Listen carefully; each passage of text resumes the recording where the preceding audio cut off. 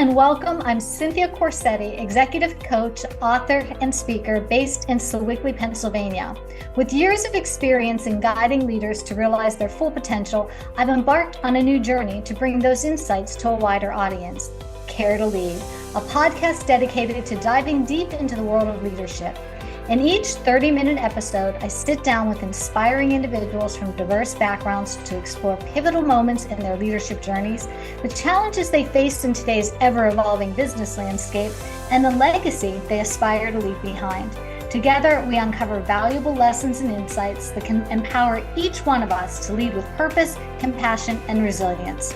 So whether you're a seasoned leader or just starting your journey, join me as we discover what it truly means to care to lead. Today, we are joined by two esteemed leadership coaches, and we have Dr. Danielle Lord. Danielle focuses her leadership development efforts on small businesses and individuals because everybody should have access to leadership development. Love that.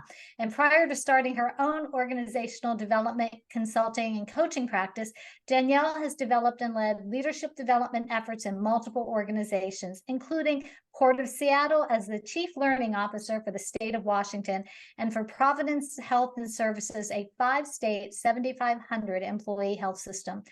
And we also have with us Monty Smith, and Monty holds a BA and JD degree from Gonzaga University, a Master's of Divinity from St. Paul's School of Theology, and certificates in life coaching and purpose guiding. In addition to working as a civil rights lawyer and United Methodist minister, he served as an Army officer, a SHRM manager, and nonprofit environmental activist, community organizer, and seminar and retreat leader. His coaching approach supports the whole person with the goals of being, learning, and growth. He inquires deeply into the invisible dimensions of personal wholeness and leadership. Listening to stories, values, and worldviews and leadership models is his passion. I love this, and I think this is going to be a great conversation with the two of you. I'm looking forward to it. So let's begin by the two of you sharing. You're part of the Driving Disruption series in Authority magazine that I did. And I'd like you to share with me why you thought disruption was a topic that you wanted to shine a light on. Monty, you want to take this?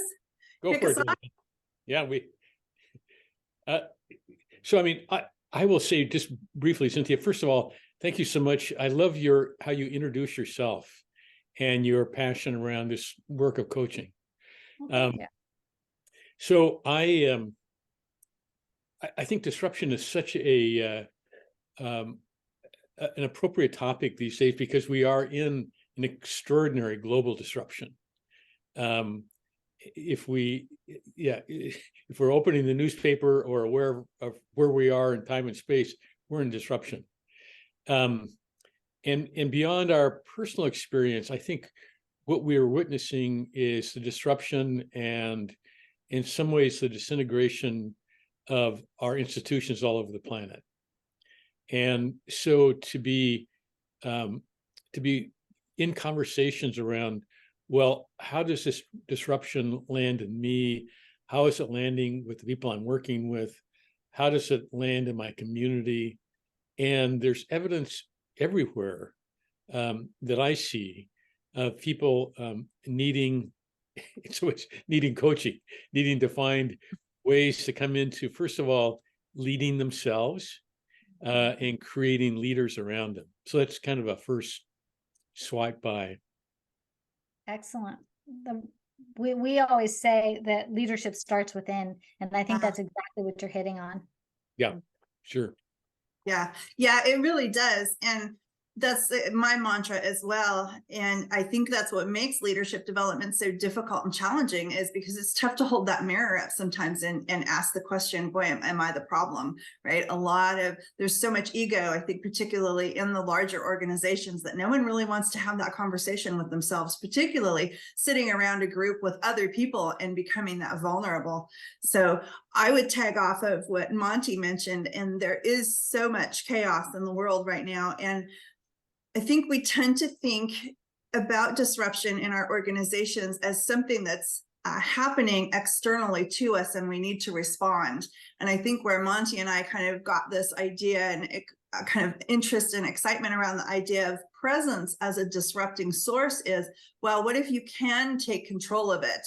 And through kind of quieting yourself and quieting the mind and opening up for additional information and additional insights to come through just by listening. There's an old mantra, sometimes you need to move slow to go fast. And I think that was kind of the driving force for me as I thought about this idea of presence as part of disruption. Mhm.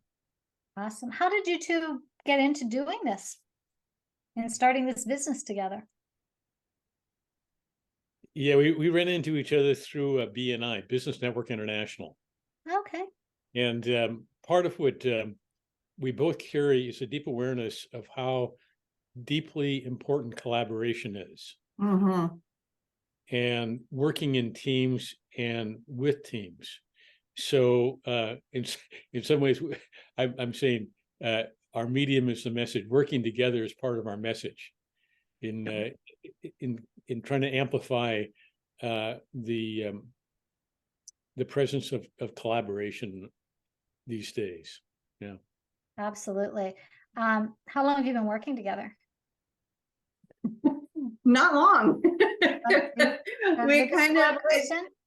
yeah, very recent. I think probably just within this year. If memory serves me correctly, Monty, I think we just met each other in a networking group, as Monty said, and I think we've just kind of felt this kindred spirit towards each other in the like work that we were doing. And as Monty mentioned, we're both big collaborators, and I find being in this work and in this field and practices that there's still a lot of competition, and a lot of coaches don't have that same sense of, well, we can collaborate and together make the world a greater place and remove pain from organizations and remove pain from our communities. And so Monty and I both had this collaboration zeal, and we just decided to begin working together. So it was very organic. I think it's also there are a lot of coaches and there is a lot of competition, agreed. But there's also a gazillion companies. I mean, there's it's such, if you have an abundance mindset instead of a scarcity mindset, there's enough work for everybody. And there's Absolutely. if we all believe in what we're doing, then we're going to help more people. So I want more coaches, bring them on. Exactly. Exactly.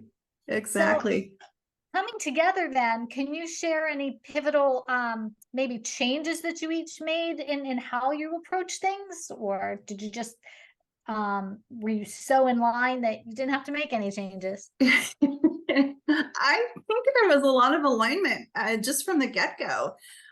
Monty brought me to the idea of presence and the work through the particular author, Dr. Otto Schwammer, and I might have butchered his name. And there was a close connection to his work with Peter Senge, Dr. Peter Senge, and Dr. Margaret Wheatley, who I have been following and advocate of for many years. And so that connection, I mean, it's even in my name, learning, archetype learning solutions, right? And so it was just kind of that deep connection and deep interest and curiosity that we had for how do we expand and go bigger and broader. So that's kind of my take on it. And underneath that, Cynthia, is a sense of the importance of systems and both being aware of systems ourselves, and again, from the inside out, but also helping others connect with whatever rudimentary or sophisticated sense and understanding of systems they have, so that Danielle has done a lot of academic teaching. I've kind of lived in systems in a more kind of a deep variety of ways in the nonprofit world. So in some ways it's we bring systems and awareness of systems from diverse backgrounds, and we, at least for myself, I say that makes a more powerful coaching platform for people to interact with. And so part of, we're kind of renaming some of our work, but we're beginning to more deeply appreciate the language of communities of practice. And so inviting people into circles where we form and inform each other as a community of practice. And systems, again, both internally and in our work in organizations is a core part of that. Do you have any examples of like the types of systems that you bring into organizations? Danielle, do you want to take a Yeah, one thing that I really like to help organizations do is just set structure up prior to them becoming so big that the structure is now moving the organization, the tail wagging the dog, if you will. It causes chaos, disruption, pain, frustration, stress. And when those systems are not in place and our leaders, we see continue to be in that space of firefighting. And so how do we help the new business owner structure their organization so that those systems are put into place rather than emerging organically, if you will? And then now you have a bunch of functional areas operating in silos. You hear this all the time in big business, right? The left hand doesn't know what the right hand is doing. So let's put those systems in place and structure the organization so that each of those operational and functional areas are talking with each other from the get-go, rather than everyone having to figure out how to navigate the different silos and the different complexities. So just setting the organization up for success from the beginning is something that I've been working with a lot of new business leaders on to get them set up for success. It's hard, Cynthia, you probably know, you've probably worked in large organizations as I have. It's hard to turn the ship when the organization's 30, 40 years old and you've got tens of thousands of employees and you've got years and years of toxic and bad behavior. So let's figure it out from the get-go and not put you and your employees into that situation. Mm-hmm. You said in your article that, and I read a little bit in your bio, was that you like to bring development to smaller organizations and make it affordable for everyone. Is part of the reason for that just what you just said? By the time they're so big that it's really hard to turn the ship, but you can get in and help these smaller ones? That's my goal with my organization. Yeah, is to say, we don't have to live and exist in this pain and frustration. So let's figure it out now so that you have a successful, thriving business and you're not churning through employees and, retention isn't an issue for you. Frustration isn't a challenge. So let's get it set up correctly from the beginning. That's my goal with working with smaller organizations. What about you, Monty? Yeah, thanks, Cynthia. So my work dovetails into this in asking the kind of fundamental question of what is the worldview and the value system that you structure or scaffold your systems on? So if you're in a worldview, one of the expressions I love is our planet is in a movement from ego culture to eco culture. Eco culture being an ecological culture or an appreciation of our interconnectedness. So if you're scaffolding your business on a worldview of separation and silos already, we never get to that place that Danielle talks about of organizing structures that relate and communicate with each other, both with heart and intelligence. So another way to kind of look at that lens is I love the sense of the definition of presence. That presence is the capacity to process experience in the moment that it happens. So if our experience is shielded or is protected by an idea of who we are that is out of alignment with our deepest values, or if we're out of alignment with these deeper places in ourselves of oneness and unity and interdependence, then we're really not present, and we're not operating really in a way that is connecting with what we need to be connecting with to be truly effective. That makes sense? It does. And I'm guessing that you do a lot of work with nonprofits, because it sounds like nonprofits would be very open to that way of thinking, sometimes more so than corporate. Yeah, I mean that's my background, and so yeah, to come into the for-profit world. But I would have to say, Cynthia, both in large and small organizations now all over the planet, people are increasingly being brought into this larger aha of, oh yeah, these are very complex interdependent systems, and if we're not connecting kind of head, heart, and gut in the process, and only kind of operating out of these old models that have proven themselves, in a global sense, to be so powerfully destructive. Yeah, we have a lot of work to do. So Yes, we How do. much do you think COVID impacts all of this, or impacted? I think it's had a significant impact, and we're seeing articles all the time of organizations who are saying it's time to come back to work, everybody, and the resistance is pretty strong. And I think that once we got over the initial shock of, oh my gosh, what's going on, what's happening, we moved into this space of, wow, I'm saving money. I'm not spending money on gas. I'm not spending money on lunches out. I'm home. I'm not sitting in traffic for hours on end. I'm able to have more structured time with my family. We're eating meals around the dinner table. I have time to exercise. So I think, again, once we got past that initial stress and this letdown of, oh, this is what work-life balance really means. And I think that the resistance to coming back into that structured organization is, I don't want to go back to that.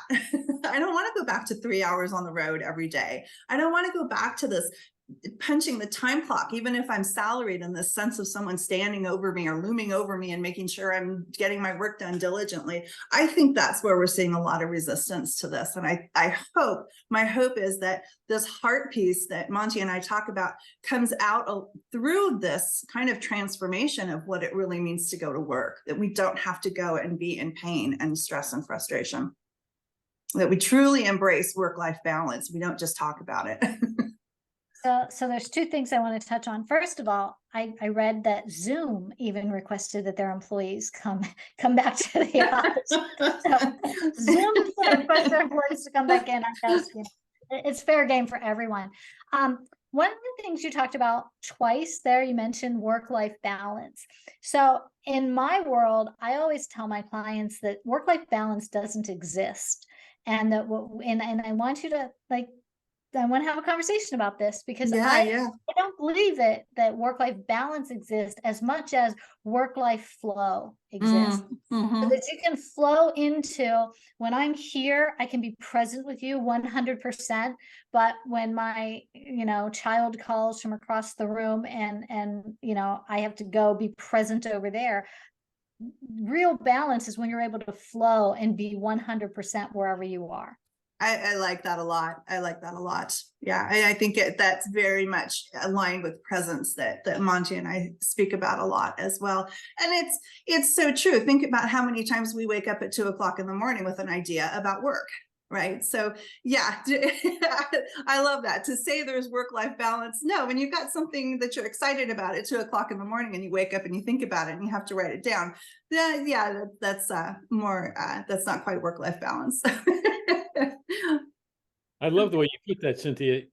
I mean, in a sense, if you say work and home life, it's like, again, that's kind of particularizing and not acknowledging how deeply interdependent both are.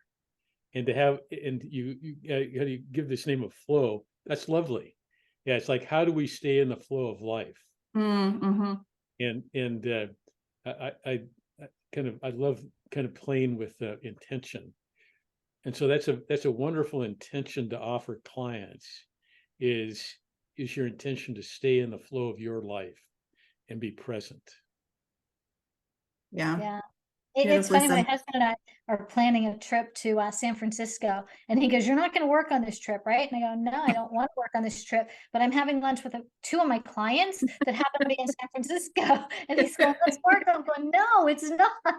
It's not work at all. It's getting to meet them, like, and be present with them in person instead of on Zoom." And he doesn't get that. You came right alive when you talked about that. Yeah, get to meet your clients. It's lovely. Yeah. Yeah. And being present is what you're talking about. Like, what is present? What is that intentionality? Yeah. Well, I think in some ways it's like a deep inquiry, isn't it? Hmm. In our culture, we're enculturated in so many ways to not be present, to simply only be in our head without being present fully in our bodies, where really our experience is experienced rather than thought about. So we talk about in presence, we need to get a sense of, oh yeah, my experience is actually coming to me through my whole body, and being in our body in a more accepting and intentional way. But Cynthia, I wanted to kind of go back and look at this question about how COVID impacted Danielle's and my work, and I think also everybody on the planet. So one of the things that disruption in the COVID world is, for me in my work, is that it's deeply traumatic, and so to be trauma aware of how trauma is a contracting a contracting response to disruptive or abnormal occurrences or unexpected occurrences.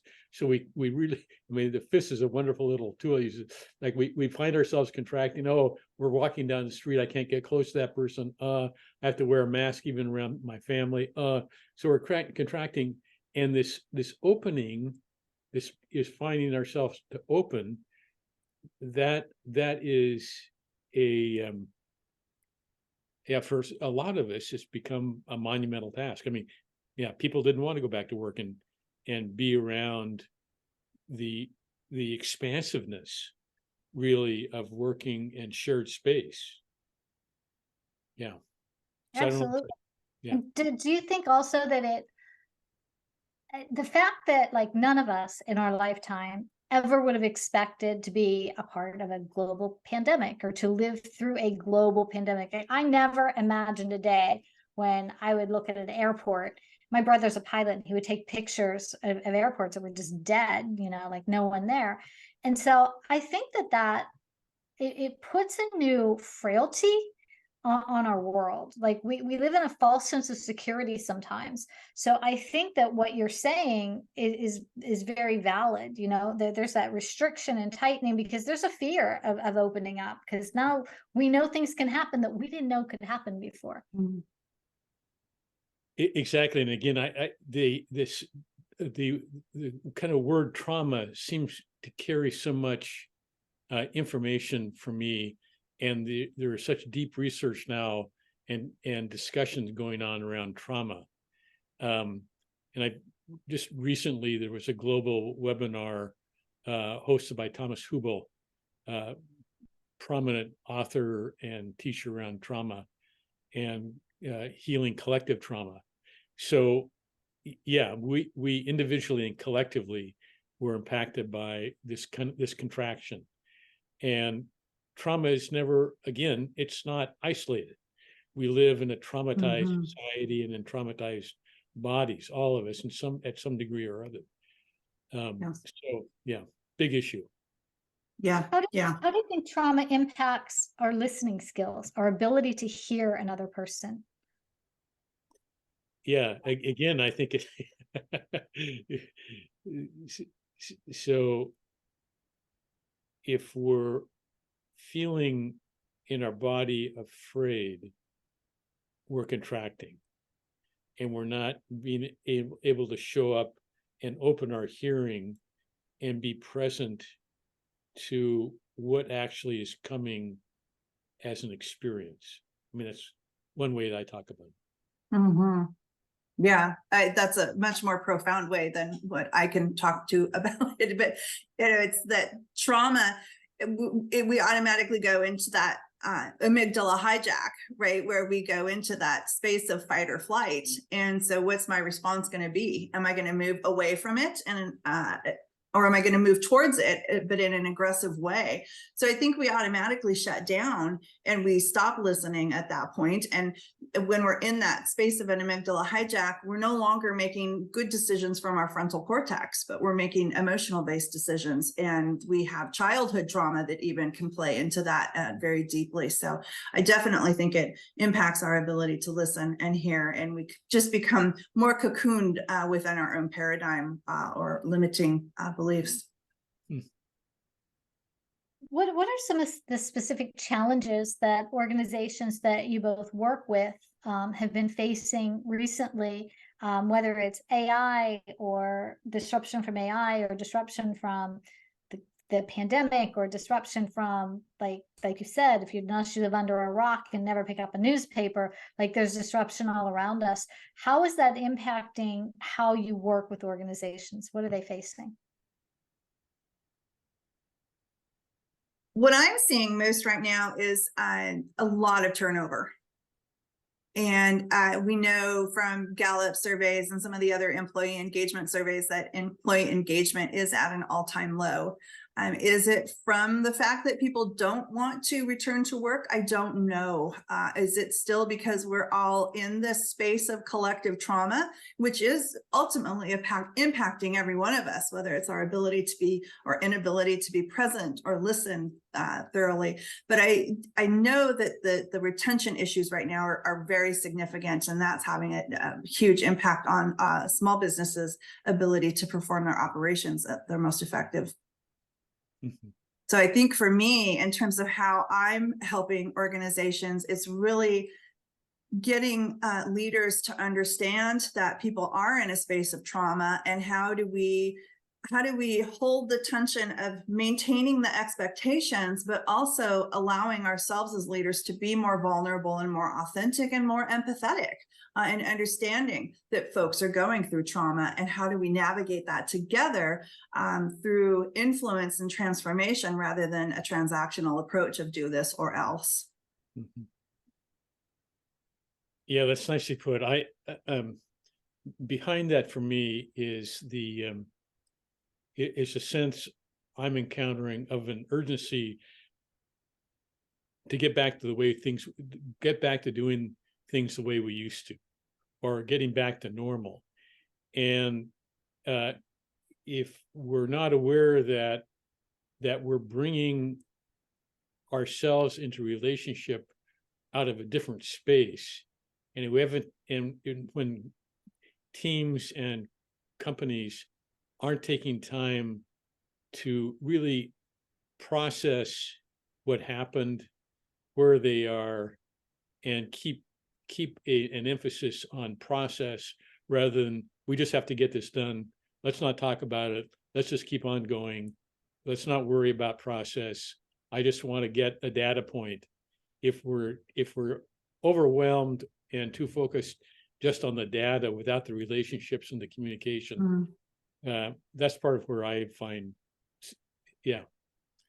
issues coming up for people. And to be able to name that. Yeah. When you're working with teams and organizations, what are some of the things that you do to help them foster a culture of open communication and connection?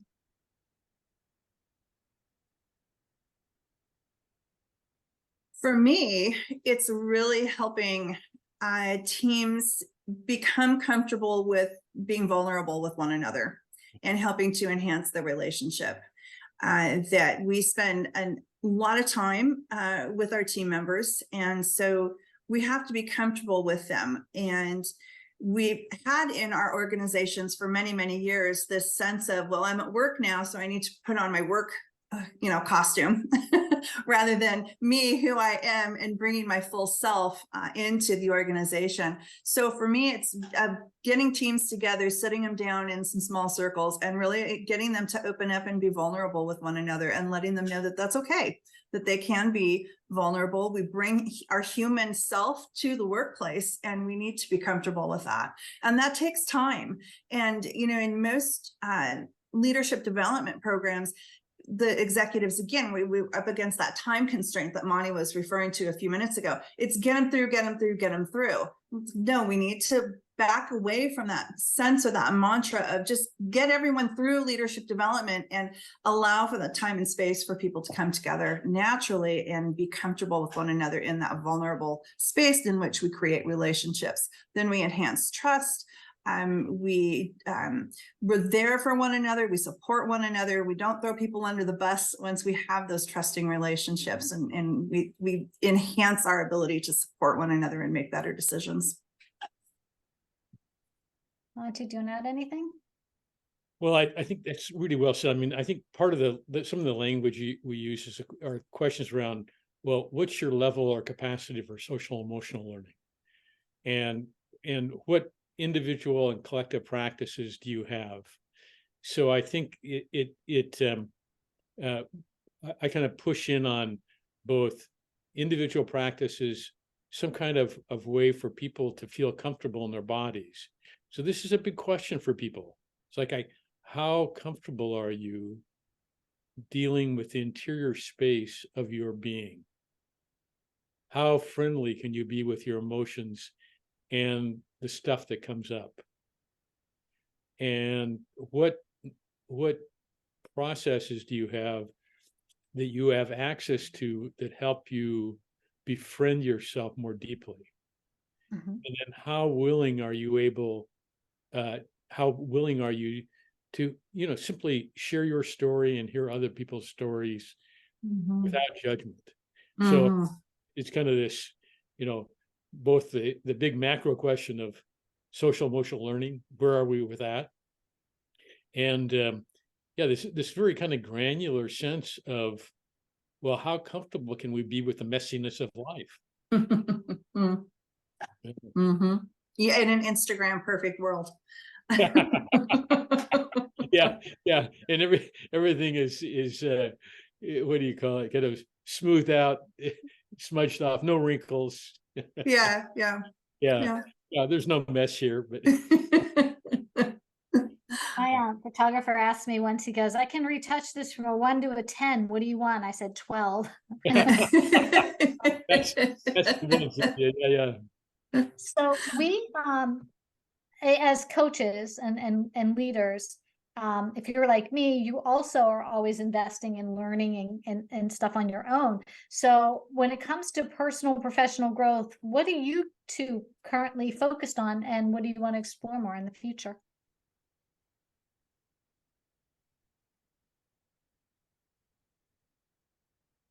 Deep thinking here. For me, once Monty introduced me to the idea of presence through the work of Dr. Otto, really becoming much more clear about what that means. And presence has always been a challenge for me. I have squirrel mind, so squirrel, bright colors, shiny objects, and I'm often chasing it. So really the sense and idea of listening much more deeply and being much more in tune with myself and what I'm experiencing through that work of Dr. Otto, so that I can better help my clients and be a better listener and hear deeply what it is that they're experiencing and what they need. Well, that's where I'm at. A constant challenge for me, presence. So I love this question, Cynthia. I think as a coach, one of the reasons I love being a coach is that in the world of coaching insists really that would be lifetime learners. So I get a lot of satisfaction in that. And and in some ways I just kind of recognize and acknowledge the work. It's Otto Scharmer at the Presidency Institute at MIT. So the Sloan School, kind of unexpectedly at MIT, is a huge global engine for teaching systems. And Theory U and the Presidency Institute within that world are really global leaders that I try to pay attention to. On the coaching front, I'm a great fan of Coaches Rising, and currently enrolled in their weekly 6-month course on reimagining leadership. And their work, I mean, in some ways, Cynthia, your questions are the questions of that course. And then the third place that I'm interested, and this may sound a bit strange to your listeners and to you perhaps, but there is a psychedelic revolution going on in the country. So there are huge webinars going on, or have gone on, and will continue to go on around psychedelic assisted therapy. And while coaching is not a therapeutic model by any means, there is a place in my world for looking at mushrooms as sacred medicine. Mm-hmm. And so I'm that again, that may be, that's far out for most coaches, but I think it's something to be paying attention to, because my clients are curious about it. A lot of clients have experienced psychedelics back in the 60s, and the revolution now wants to be much different. In the sacred space, that is in the kind of the church space, it's around mushroom churches, and how do we create sacred spaces for these conversations, even if people aren't interested in taking psychedelics. Where can those conversations be handled in a place that is sacred, and not simply entertainment and avoidance, but rather deepening and a sense of deeper connection with our planet? So That's awesome. Yeah. It's an interesting perspective, and I love that you bring that up. I really do. So I'm going to ask you each kind of a closing question. What's the legacy that you want to leave? For me, I would really like us to develop, enhance our organizational ability to bring kindness and compassion and empathy into the workplace. I think that leaders have a special imperative, if you will, or an ethical obligation to make sure that their team members are cared for. And I like to use team member over employee. Feels more inclusive to me, but this idea that yes, we have important work to do, but we can do it in a place where we're all cared for, where it's sacred space. If I'm a mean boss to my team member today, is my team member going to take that home to their family? Is their family going to take that back out into the community? So to me, it's such a cycle of life, if you will, between work, family, and community. So for me, that legacy would be making organizations better places. I believe that we can do better within our organizations. There's no need for pain. And I hear painful stories all the time. Right. Monty? yeah, I mean, I think that's a wonderful conversation. I think maybe I would start with an increased responsibility we all have for the common good. And that pours out into, deep values of living in a deeper truth, more simply, and in a more loving way towards each other, the planet, and community. Mm-hmm. Mm-hmm. Okay, that's wonderful. I'm going to here now. My editor's going to cut this part out, but I'm going to in a moment wind this up, and I'll end the recording. But I'd like you guys to stay on for just another minute. Don't disconnect as soon as I end the recording. Okay. Okay. All right. So as we wrap up, is there anything that you would like to add, that you would like the people who read your article and the people that are listening to this podcast, is there any message you want to send, or any last takeaways that you want to get out there into the world? Monty? Yeah, we're actively seeking people who are seeking to connect with people, coaches or business people who are interested in participating in a community of practice to embrace change and disruption. So knowing that the world is disrupted, we're wanting to convene yet another group on a community of practice to embrace that disruption. Exciting. That sounds wonderful. And people, and I'll let Danielle answer, then I'll tell people how they can get a hold of you, or let you share that. Yeah, I think Danielle's got that information. Yeah, I think for me, one thing that I love the most about this idea of presence, as Monty referred to it earlier, is moving from the ego-centric to the eco community. And I think that's what this whole idea, where Monty and I see presence as being a disruptive force, is getting out of your own head and embracing through ego and embracing that collective wisdom from everyone. So for me, it's leave the ego behind. I don't think there's any ego in leadership. So leave the ego behind and embrace the ideas from others, even when they sound ridiculous. There's leave the ridiculousness and unpack the message to get to what is really there, the nugget that really is really there. So. Great. And how can people best, we'll put links that you'll share with us. We'll put links, and they're already in the article of how people get a hold of you. But if you want to share here anything in particular, any way you'd like them to reach you? I'm always open to phone calls. I'll throw my business line out there. It's 253-269-2116.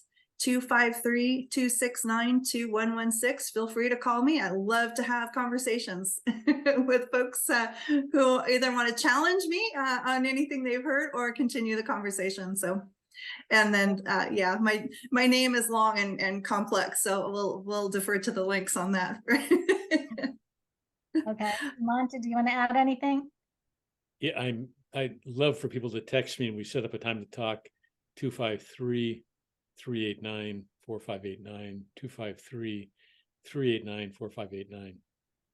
Well, it's wonderful, and I enjoy this conversation with both of you so much, and you're bringing so much to the world with presence and connection and all of these things. So thank you for the work you're doing in the world, and thank you for sharing your time with me today here on the Care to Lead podcast. Thank you. Thanks for watching the Care to Lead podcast. Don't forget to like, share, subscribe, and hit the notification bell for more videos and updates.